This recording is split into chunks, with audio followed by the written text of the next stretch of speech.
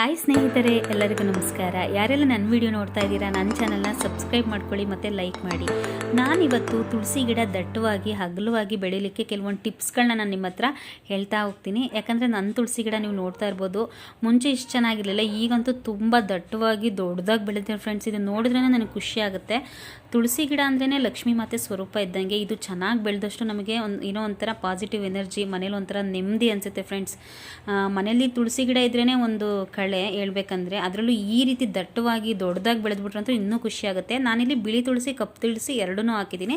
ಮುಂಚೆ ನಂದು ಅಷ್ಟು ಚೆನ್ನಾಗಿರ್ತಿರ್ಲಿಲ್ಲ, ನಾನು ಕೆಲವೊಂದು ಟಿಪ್ಸ್ನ ಫಾಲೋ ಮಾಡಿದಾಗಿಂದ ತುಂಬ ಚೆನ್ನಾಗಿದೆ.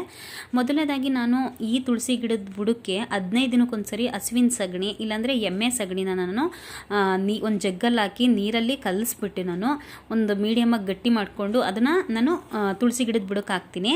ಮತ್ತು ಮಂತ್ಲಿ ಒಂದ್ಸರಿ ನಾನು ಈ ಗಿಡಗಳಿಗೆ ಹಾಕ್ತಾರಲ್ಲ, ಹಳ್ಳಿ ಕಡೆ ಬೆಳೆಗಳಿಗೆ ಹಾಕ್ತಿರಲ್ಲ, ವೀರ್ಯ ಅಂತ ಗೊಬ್ಬರ ಸಿಗುತ್ತೆ ವೈಟಿಗೆ ಸಣ್ಣಕ್ಕೆ, ಅದೊಂದು 4 ಕಾಳನ್ನ ನಾನು ಬೇರಿಂದ ಅರ್ಧ ಅಡಿ ತುಳಸಿ ಗಿಡದ ಬುಡದಿಂದ ಅರ್ಧ ಅಡಿ ದೂರಕ್ಕೆ ಒಂದು 4 ಕಾಳು ಇಡ್ತೀನಿ. ಅದನ್ನು ಜಾಸ್ತಿ ಇಡಲ್ಲ ನಾನು, ಒಂದು ಮಂತ್ಲಿ ಒಂದ್ಸರಿ ಇಲ್ಲ 2 ಮಂತ್ಸಿಗೆ ಒಂದ್ಸರಿ ಇಡ್ತೀನಿ. ಬಟ್ ಸಗಣಿನ ಮಾತ್ರ ನಾನು ಹಾಕ್ತೀನಿ, ಅದರಿಂದ ತುಂಬ ಚೆನ್ನಾಗಿ ಬರುತ್ತೆ.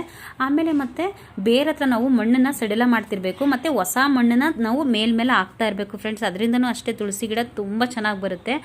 ಬೇರಿಗೆ ತಾಗಿಸ್ಬಾರ್ದು, ನಾವು ಮಣ್ಣನ್ನು ಒಂದು ಸ್ವಲ್ಪ ಮೇಲ್ಮೇಲೆ ಸಡಿಲ ಮಾಡಿ ಸ್ವಲ್ಪ ಮಣ್ಣು ಹಾಕಬೇಕು.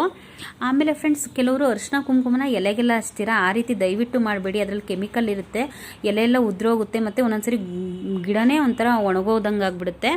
ದಯವಿಟ್ಟು ಆ ತಪ್ಪನ್ನ ಯಾರೂ ಮಾಡಬೇಡಿ. ಕೆಳಗಡೆ ಕಟ್ಟೆಗೆ ಹಾಕಿದ್ರೆ ಸಾಕು ಕುಂಕುಮನ. ಆಮೇಲೆ ಒಂದು ಸ್ವಲ್ಪ ಇನ್ನೊಂದೇನಪ್ಪ ಅಂದರೆ, ನಾನು ಕಳಸದ ನೀರನ್ನ ಏನೋ ಅದು ನನ್ನ ನಂಬಿಕೆ, ಗುರುವಾರ ನಾನು ಕಳಸ ಎಲ್ಲ ಕ್ಲೀನ್ ಮಾಡ್ಕೊತೀನಿ ದೇವ್ರ ಮನೆದು. ಆವಾಗ ಕಳಸದ ನೀರನ್ನ ತೆಗೆದುಬಿಟ್ಟು ನಾನು ಆ ತುಳಸಿ ಗಿಡದ ಬುಡಕ್ಕೆ ಹಾಕ್ತೀನಿ. ನನ್ನ ತುಳಸಿ ಗಿಡ ನೋಡಿದ್ರೆ ನಂಗೆ ತುಂಬ ಖುಷಿಯಾಗುತ್ತೆ ಫ್ರೆಂಡ್ಸ್. ಆಮೇಲೆ ನಾನು ಪೀರಿಯಡ್ಸ್ ಆದಾಗೆಲ್ಲ ಅದನ್ನು ಮುಟ್ಟೋದಿಲ್ಲ, ಸ್ವಲ್ಪ ಅದು ನನ್ನ ನೆರಳು ಕೂಡ ಅದಕ್ಕೆ ತಾಕ್ಸಲ್ಲ, ನಾನು ಸ್ವಲ್ಪ ದೂರನೇ ಓಡಾಡ್ತಿರ್ತೀನಿ.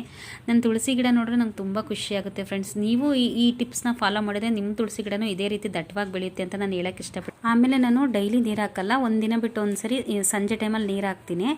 ಆಮೇಲೆ ಮತ್ತೆ ಕೆಲವರು ಹೂಗಳನ್ನ ಬೆಳೆಸ್ತೀವಲ್ಲ, ಆ ಹೂಗಳನ್ನ ಚೇಂಜ್ ಮಾಡಬೇಕು, ಅಲ್ಲೇ ಕೊಳಿಲಿಕ್ಕೆ ಬಿಡಬೇಡಿ. ಯಾಕಂದರೆ ಕೆಲವರು ಎಲೆ ಮೇಲೆಲ್ಲ ಮುಡಿಸಿರ್ತೀವಲ್ವ, ಅದೇ ಒಂಥರ ಹುಳ ಆಗ್ಬಿಟ್ಟು ಎಲೆಗಳನ್ನೆಲ್ಲ ತಿನ್ಕೊಳ್ಳುತ್ತೆ, ಆ ಹೂವೆಲ್ಲ ಚೇಂಜ್ ಮಾಡಬೇಕು. Thank you for watching video friends.